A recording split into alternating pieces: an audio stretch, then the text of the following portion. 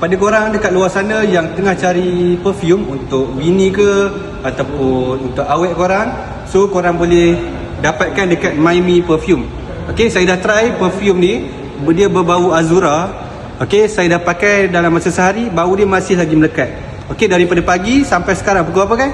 Sekarang dah pukul 7.30. Dah pukul 7.30 pun bau dia masih lagi melekat dekat tangan dengan baju.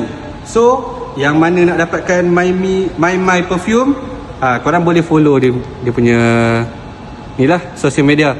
Okay, kalau cari Kereta Proton boleh cari saya, cari perfume boleh cari sini.